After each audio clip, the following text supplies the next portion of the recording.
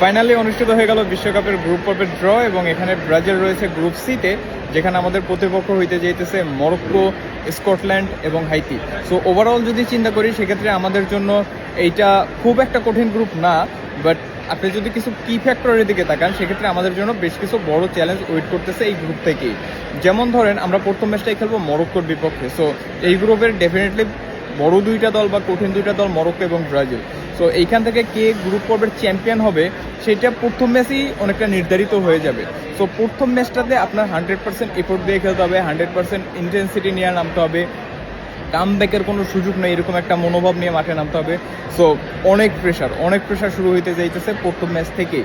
এর পরবর্তীতে স্কটল্যান্ড ভালো একটা চ্যালেঞ্জ দিতে পারে, হাইতি দিতে পারে, বাট আপনাকে যে জিনিসটা মাথায় রাখতে হবে যে আপনি যখন ওয়ার্ল্ড কাপ জেতার চিন্তা করতেছেন তখন মরক্কোকে নিয়ে টেনশন করতেছেন ইজ ফাইন, বাট আপনি হাইতি বা স্কটল্যান্ড এদের নিয়ে আসলে ওইভাবে টেনশন করার মতো সুযোগটা থাকতেছে না। এই হলো গ্রুপ পর্বের অবস্থা। এরপর যদি আপনি পরের রানগুলোর দিকে তাকান, ধরেন আমরা গ্রুপ চ্যাম্পিয়ন হয়ে গেছি, তারপরে আমরা রাউন্ড অফ 32তেই আমরা দেখতে পারি যে নেদারল্যান্ড, জাপান এরকম একটা দল আমাদের বিপক্ষে এসে পড়তে পারে। কপাল খারাপ থাকলে নেদারল্যান্ডসকে আপনি ফেস করতে পারেন। আবার আপনি রাউন্ড অফ 16-এ যদি যান, কপাল খারাপ থাকলে ফ্রান্সকে পেয়ে যাইতে পারেন এবং নরওয়ে ভালো ফর্মে আছে, তাদেরকে পাইতে পারেন। ইভেন তো সেনেগাল, আমরা হয়তোবা জিতছি সেনেগালের বিপক্ষে লাস্ট ম্যাচটাতে, বাট সেনেগাল চ্যালেঞ্জ ছুটতে পারে, ওদের বিপক্ষে আপনি রাউন্ড অফ 16 খেলতে যাইতেছেন। কোয়ার্টার ফাইনালে যদি যাই আমরা, সেখানে ইংল্যান্ডের মতো দলের বিপক্ষে খেলতে হবে।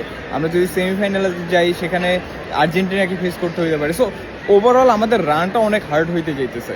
সো প্রথম ম্যাচ থেকেই আসলে যেহেতু আমাদের কঠিন প্রতিপক্ষ, সো প্রথম ম্যাচ থেকেই আমাদের একদম 100% ফুটবল খেলতে হবে, যে আমরা ভাই এখানে সলা পরামর্শ করতে আসি নাই, শুধুমাত্র অংশগ্রহণ করতে আসি নাই।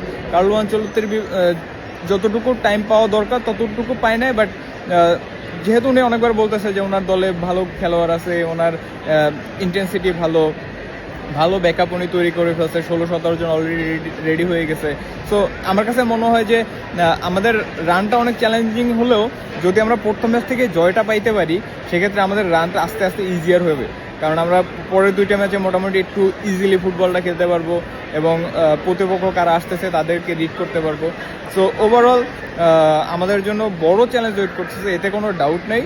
বাট বিশ্বকাপ জিততে গেলে ডেফিনেটলি আপনাকে চ্যালেঞ্জ ফেস করতে হবে, এবং চ্যালেঞ্জ ফেস না করতে পারলে আপনি জীবনে ওয়ার্ল্ড চ্যাম্পিয়ন হতে পারবেন না।